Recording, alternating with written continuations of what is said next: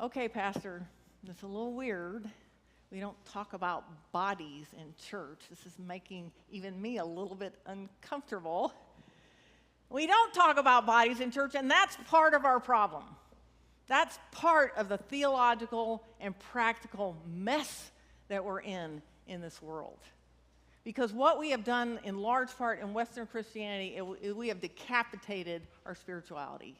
And we live it in our heads. It's what we think. It's whether we declare the right doctrinal statements. And we cut it off from this body, which is God's gift to us, so that we might know God dwelling in us in human flesh. Part of the reason we got there is translations and misinterpretations, and in large part, that happens with the Apostle Paul. So the Apostle Paul repeatedly uses this Greek word called sarx, and it gets translated to mean, say, the flesh.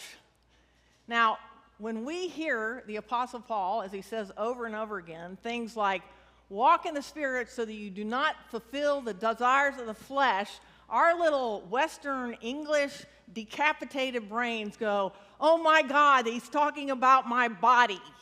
No, he's not. There is nothing sinful about your body or any of its desires.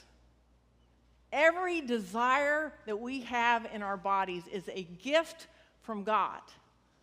The ability to smell, to touch, to taste, to hear, to make love, to hold people, to work, to create, all the things we long for, to sing beautiful music and listen to an organ recital like you wouldn't have believed, like some of us did last night.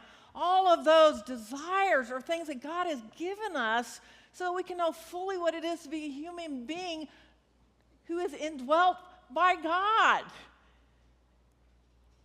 The word sarx, if you actually translated it accurately, would be more appropriately the false self. So when the Apostle Paul says that, he says, walk in the Spirit so you do not fulfill the desires of the false self. Well, what are those?